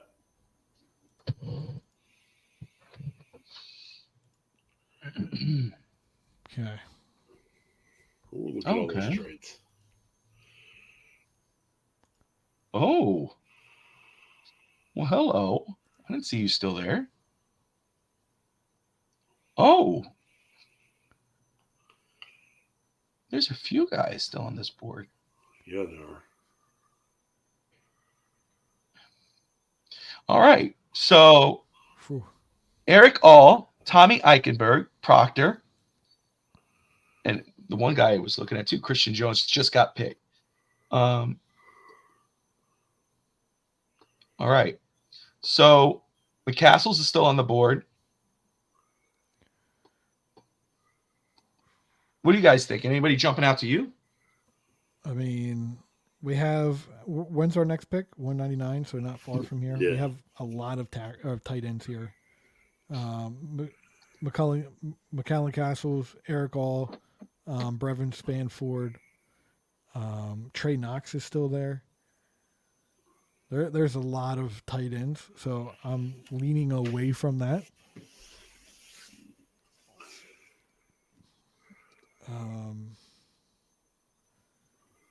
Drake Nugent still on the board. Who's available at guard? OG. Cormac. We just got Cohen at guard. On defense. Drake Nugent is what Anthony's suggesting. Yeah, Nugent's on the board. Again, Proctor and Eichenberg are there. Yeah. And I like both of them. Who's at edge? Because we have an edge guy. While he's not going to fill in for him, obviously that's hurt. Zion. I haven't watched any of these guys. Yeah, I haven't watched any of these ones.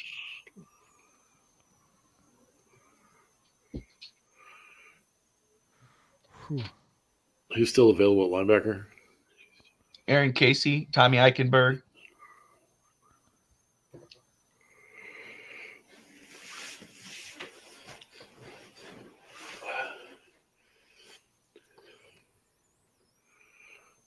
I'd go Nugent. You got Cohen with the guard. You got a backup center now, and Nugent. That's where I would roll at this pick. I can't do offensive line all day, every day. Wingate. I don't have a say either way. You do. What Let's go. Let's go line.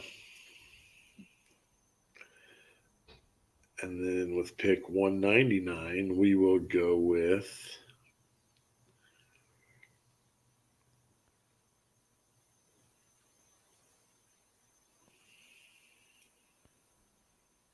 So Proctor, safety, still on the board.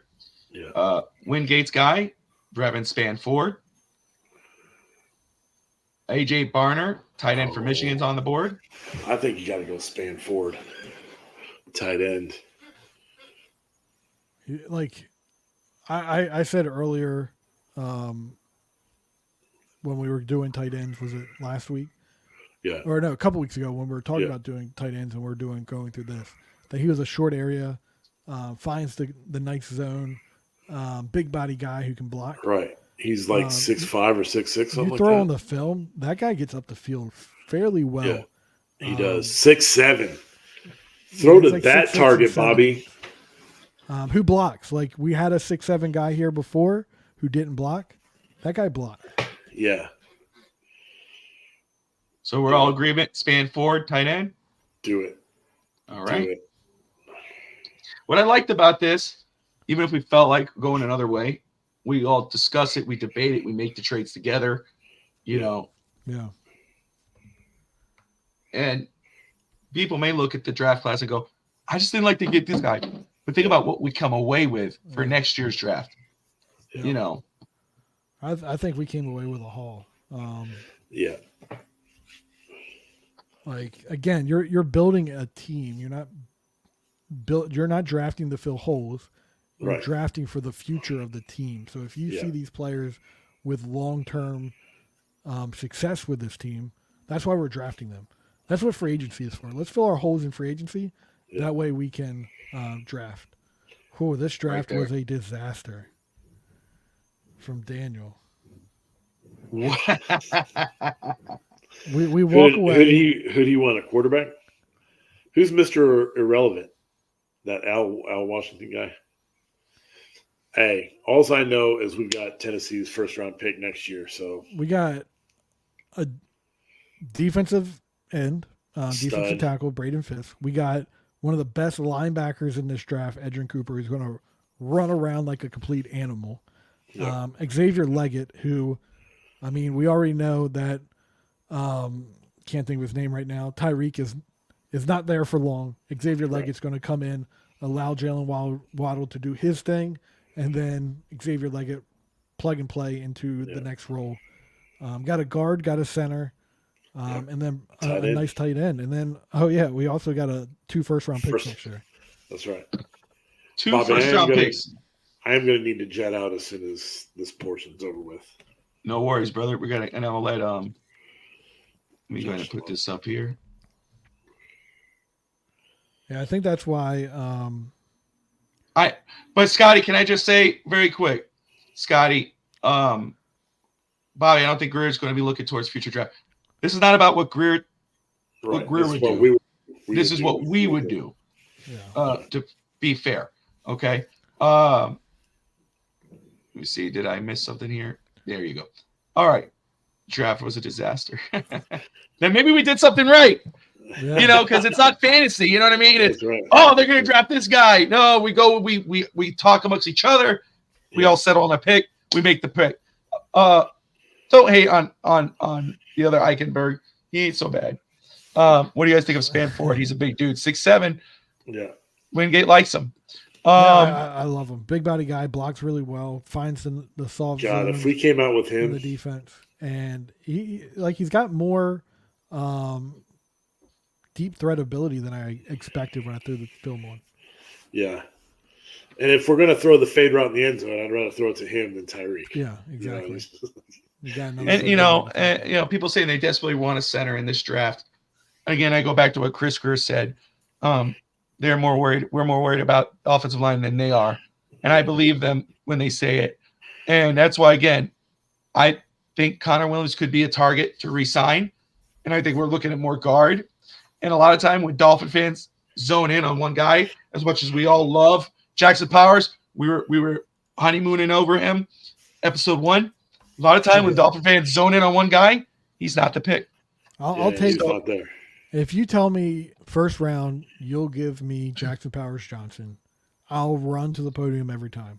But when you float a first round pick in front of my face, it's hard not to take that first round pick. Yeah. Because that's 2 players. We not only is our first round pick, Braden Fisk, a great pick, but he's also tied to another player. What can you get with those two players over Jackson Powers Johnson? Right. And hopefully Miami has their pick is later in the draft, but you're still hoping that Tennessee's, top 10 pick next year, like that very well could be. It's right. They could be the worst. Look at their outlook. NFL, and we get everybody they're just drafted this disaster. Yeah. You look at a player like Brandon Fitz, who I absolutely love. I tell you, Daniel, sit down and watch him, brother. Yeah. Tell me then. Adrian Cooper, go sit down and watch him. Then you tell me next year, and then of course it's all fantasy. Next year we got that top 5 pick because of that trade we made. You're gonna be going, damn man, that was a badass trade. And we could get our guy. Shedeur Sanders is walking through that door in Miami. You're saying something different. All right. Let me go ahead and let Coach Vogel go. We appreciate you, brother. Have a good night. Love that. We will see you next week. We'll bring in Anthony Manzano, who's going to tear us a new one, and then we'll go ahead and get him, let him reveal his mock, and we'll wrap this up. I know, Danny, you're good, brother. You know me, and you're always good, man. All set, dude. Anthony, what's up, my man? Hey, what's up, guys? How you doing, brother? You guys, I can't believe you did that. Why did you pass it on Kitchens? Why the hell did you pass on Kitchens after I've been telling you, Wingate, what the talent of this kid is? I mean, I'm going to have to throw the film on and see it for myself, but I think we got some really good guys in this draft. Do you have the copy of the link or the? I have it here sitting. I don't have it on what's that called? The graphic, but I do have it here. So you did trade. So do you want me to read it off? Yes. Okay. So you traded down from 21 to 29. You drafted at 29 Jackson Powers Johnson out of Oregon, who I know everybody's going to be happy about. You got Christian Hines, offensive guard out of UConn with 55. Patrick Paul at 59 out of Houston. Rebuilding this offensive line. Hell yeah. Cole Bishop, safety out of Utah at 66. Someone you're a huge fan of, Anthony, corner out of Michigan at 83. Mike Sandra, I'm butchering that name. Centrelli. Centrelli, thank you, sir.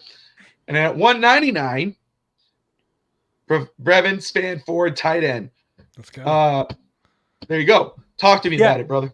No. The Cole Bishop, I based my line of thinking is I think they're going to go younger. Honestly, I don't think they're going to re-sign a guy who's in his 30s already back to a contract, like in his late 20s, early 30s. And Elliott, right? How old is Elliott? Wingate, do you know by chance? You asked me about a Cowboys player. I could tell you right now, but Deshaun Elliott. I think he's up there. I'll find out for you real quick. And the reason why I chose Cal Bishop is because what happens with that pick, we move Javon to strong safety, and this kid is a better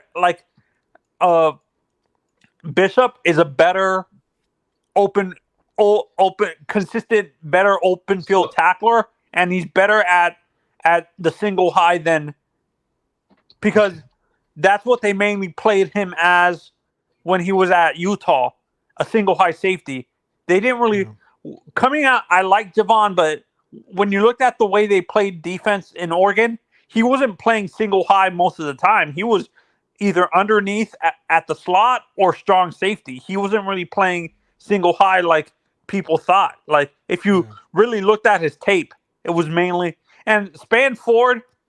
They're saying he might be the steal at tight end because of the fact that people maybe remember where was Kelsey drafted late around the same?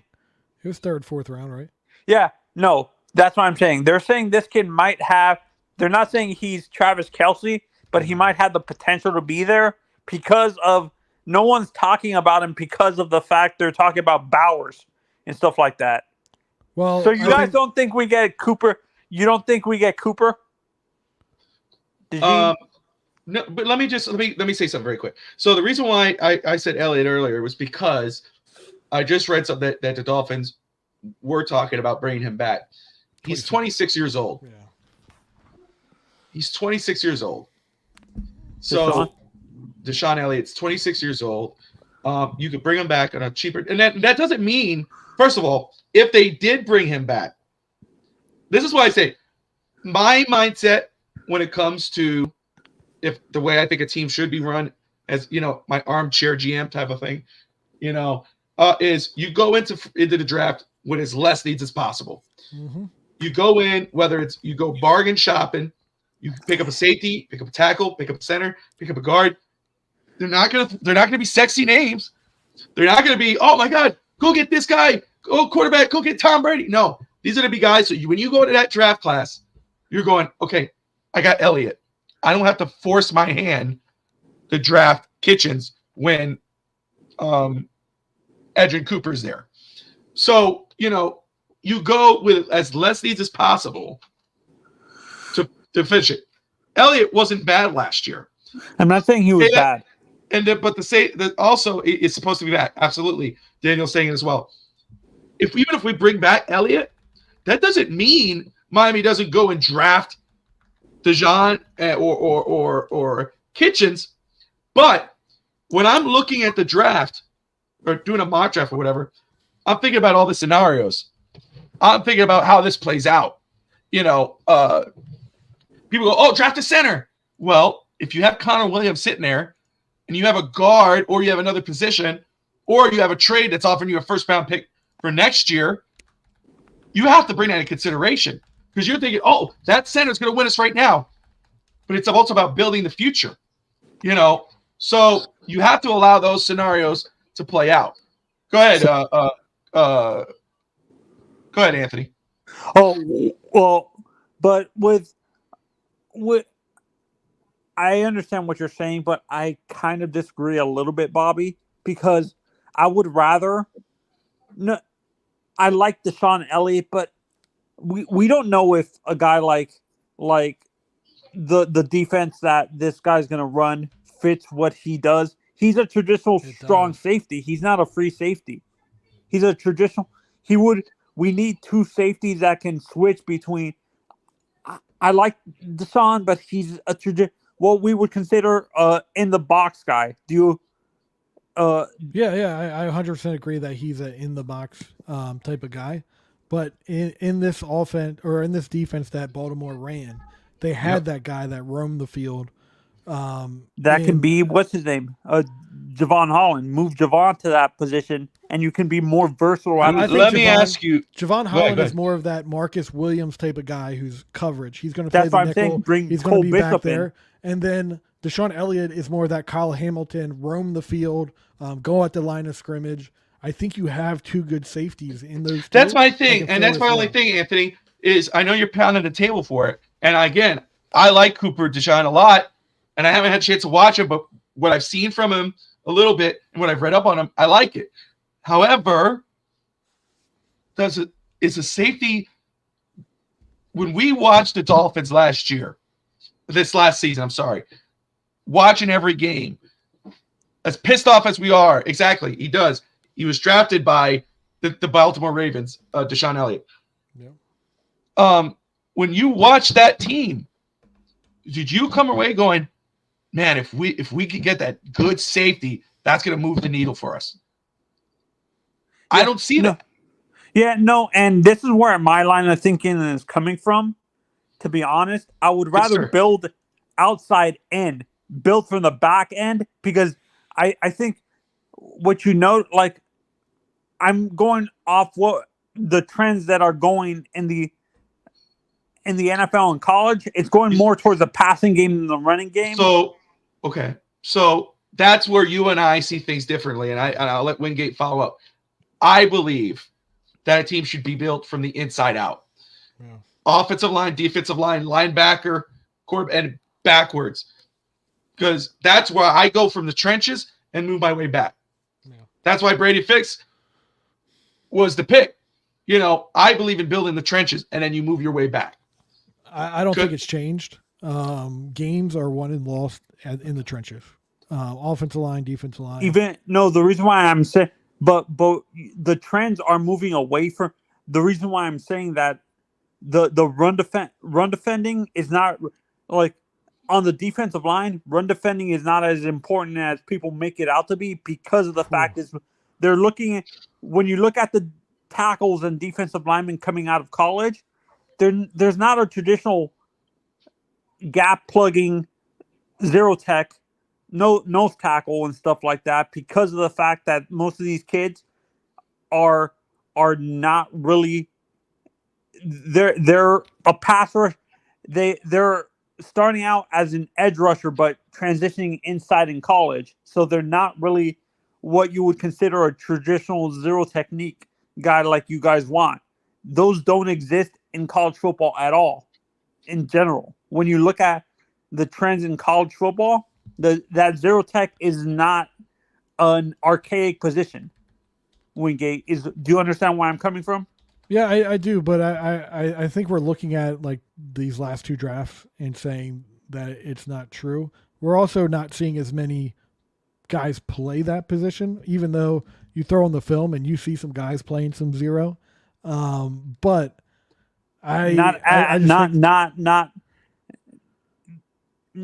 what is the term I'm going to use? It's not a you don't see them on the field most of the time. You don't see guys. Oh, you see guys all over the field on defense now. They're playing every position, and that's why when we're going through these defensive linemen, we're seeing they're versatile. You see a guy playing the 0, the 1, the 3, the 5.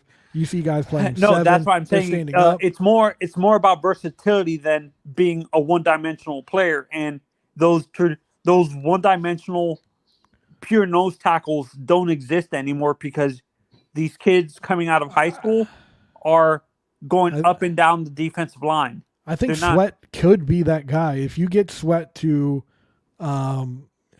stack and get better leverage in the run game, I think he is someone that has the strength to be your traditional zero technique. Do you worry because of his size he can be like a Raekwon Davis? Because him and Raekwon are the same size, 6'5". No, I don't think there's going to be an issue with that. He already plays with great strength. He can push the center back. It's just him getting off of his blocks and getting to his gaps. I said it in the chat too, Wingate and Bobby, that I give him the benefit of the doubt because the majority of the offensive linemen in the Big 10 or Big 12 are not that big. Yeah. At the max, they max out at like 305.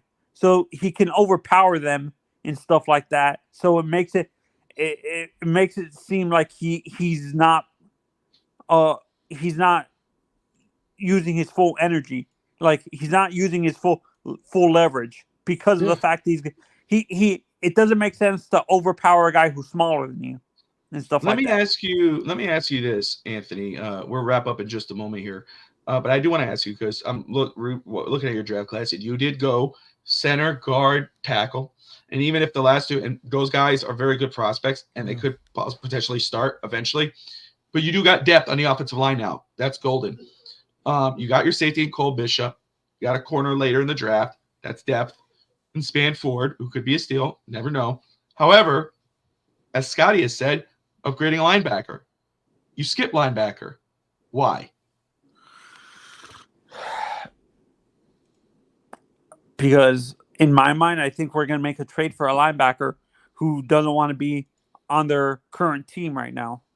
Oh, so you're doing it like me. You see, you're thinking up scenarios now. You see? So we're not too different, Anthony. Come on now. You're giving me grief and you did a scenario. Dude. No, Bobby, you know I like messing with you, right? I know you do, but you bastard. You did a scenario. Come on now. All right. All fair. Yeah, no. What are you thinking, Patrick Queen? And the reason, the whole what's it called? Teron Armstead thing, I think he leaves. To be honest, like that's fair. Because a guy like me and Wingate talk about this all the time when you're not on the thing, Bobby, where these big guys that's not conducive to a long, like, these guys, we expect them to stay healthy their whole career, but they can't because that's not natural carrying that much weight at that height and stuff like that. Being like 340, 335, 340 and stuff. My thing is, if Armstead in your scenario, if Armstead retires, Patrick then Paul, you absolutely need to consider a tackle at 21 or 29. Then I think that becomes a dire need. Yeah. That's why I said I drafted the Patrick. No, Paul I get it. I get you. I understand. Kendall Lamb, though. Yeah, well, that's fair. Right? We have the young guy that we drafted from the beginning, move him back to left tackle, and put Patrick Paul at right tackle. Austin Jackson? Yeah, put AJ back at left. Eichenberg? No, he's talking about. Oh, yeah. Not AJ. AJ. Austin. Yeah, Austin Jackson. We got you. And Scotty, you're not wrong. I think we've come to that conclusion. There are linebackers that we like, but this class is a very weak class for linebacker. So I think, respectfully. And I like Edrin Cooper. I like Edrin, but there's some weaknesses with him that I've seen. Maybe it's just the defense that A&M played that made it look like he was weak. Like, his coverage is not as good as people made it out to be because of the fact that he had good safe guys like Rob, the two safeties that he had behind him and the corners. So yeah, I don't think his coverage is as good as people make it out to be. To me, he's an off the edge. He's a off-ball linebacker that can cover the tight ends, but I don't think he's quick enough to cover the slot receivers. I like the kid, but there's certain weak. I was on him from the beginning, but I'm starting to see a little bit where I'm transitioning away from him because of the fact that there's a little bit weaknesses with him. Do you see the weaknesses I see, Wingate, with Edrin? Yeah, so I see a guy that's just flying around, making tackles. You can't flying around like that doesn't work all the time in the NFL. You can't. I get that, but you can't downgrade a guy because his hair is like. If you like Peyton Wilson, you're gonna like Edrin Cooper. I think he's a better blitzer, and I think that's ultimately what you need with this. I think he can. That's also a Van Ginkel replacement, then. Yeah, and I think he's also a. I think Van Ginkel comes back. I would really like behind the scenes. I really want to get a guy on here that can break down this Ravens defense because I think that's what we're going to transition to and just find out what these player styles and what we look for in each position because I think that's going to be so valuable in this process. Right now, we're just shooting the shit. Does the safety position, like, you know how we said Fangio's defense relies so much on the safety and stuff like that? Is the Ravens defense like that where that's the most important position in the back end, or are they more reliant on the corners on the outside? I think corners are number one in this defense, but also I think if we look at the Ravens, they really took off when their defensive line took off. You had Matabuke have an unseen amount of sacks this year. Does Justin follow him to Miami? No, I don't think Miami can afford. Like I think we have these big wishes. I don't think Miami can afford Matabuke, who is going to get a lot of money. I don't even know if he's going to leave the Ravens. They might franchise tag him. I don't think that Queen is going to come here. You might get a guy like Brent Urban come over here because we're looking to fill holes. We don't have a lot of money. Brent Urban, I think a Josie Jewell that was in Denver could be a guy that come over here. Guys like that have played in a defense of this style could come over here and fill really well. Would we have to give up too much for Justin Simmons? Yeah, I think Justin Simmons, I don't know how he's played, but from what I remember of him, I don't know if safety is going to be the need here. If you bring back Deshaun Elliott, I don't know if that's going to be a big need. It's good. And you guys brought up Cooper DeJean, and I was talking about him in the back chat. Do you guys feel his feet are not quick enough to play the stick at corner? Do you think he has to move to safety? That's what people are saying. I haven't watched him, so I'm not going to speak too much to him. But I heard he's very athletic. He could be someone that runs in those 4.3s. But I hear he has stiff hips. How about Kool-Aid? What puts him? I haven't. We're going to get to these safeties. I think. Or the corner, next week, the DBs in general. Yeah. Thanks for having me on, Bobby. Have a good night. Absolutely, brother. Let's see here. I just want to see something very quick. All right, man. That was Anthony Manzano. Scotty, didn't the Ravens run a bunch of 3-3-5? We got to be looking at these guys that can play, like Justin Jones from Chicago. I'm pretty sure he's a big dude out of North Carolina State. He could be someone that comes in and plays, because it's not going to be a traditional zero technique. He's going to be playing the one, or a shaded zero technique in this. So I think just getting a big body dude is what you truly need. Yeah. Man, let me just and Peyton Wilson. I didn't know about the 2 ACL tears, so yeah, he does. That screams Chris Greer to me. So he might be a draft pick. So anyway, we're 2 hours in. I love doing this. I really do. I love talking Dolphins. I love talking draft, especially. I can't thank Wingate enough for the work he's doing and helping me with this. But what are we talking about next week? Do we have an idea? I think we can go quarterback. Get it out of the way, quarterback. Yeah, we can go quarterback. I don't think it's getting out of the way. I think it's talking about a realistic possibility. Ooh. But I'm going to propose something. We go do our top 5, but then we find a late round flyer guy that we like. So maybe next week. Okay, so don't do a spotlight on a top 5 guy. Yeah, we spotlight a late round flyer guy that we think could develop within this offense. Interesting. Okay. All right. Now, I'm going to we'll figure this out, because Monday, again, I'm traveling down to Florida on Wednesday to do the Dolphins Challenge Cancer. I'm very excited. Yeah, that's exciting. It's going to be a great experience, but, be good to see family and everything else. So the show usually is Monday night. Maybe I'll work it out. I don't know. But either way, we'll work it out. So, guys, keep an eye out on when the show will air, because maybe I'll just do it when I get back or whatever. Maybe we'll do it early. We'll figure something out. But until then, if you guys have questions, I set my DMs to where you guys can slide on in, ask questions, communicate with me. And if you have a scenario like Anthony, he had a draft. If you want that, I'll make a graphic for you and pop it up there. Join you. Like, we want this to be a community around the draft. So join this, be a part of this, and I'm excited. And that's what I'm going to do. I was, and I'm glad you said it, because I was just thinking, I think it would be cool if we run that simulator again as the war room. Yeah. You know how you said people were pissed off with our picks. Have them in on it. Yeah, get them in here. Let them voice their opinion on what the pick may be or what the trade may be. Let this make a community draft where, if you're not working together, maybe you draft the higher guy. Maybe you go Cam Kitchens. But then when you're working together, it's like, wait, no, you know what? This is the best case. We'll do something. We're going to have fun, man. We're going to be doing this until the draft. Obviously, we'll have a post-draft show. But let's build this, have fun.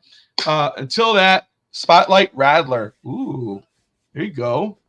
There you go. All right. Well, anyway, guys, we appreciate you. Thank you for hanging out with us. We will see you next week. Until then, like, subscribe, and most importantly, Dolphin fans, fins up.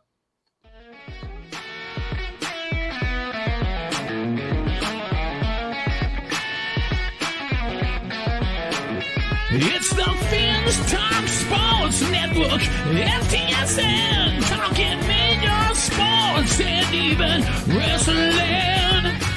Bobby Fins Talk and his FTSN crew, they're taking deep dives just to entertain you. Talking Dolphins, Heat, and Hurricanes.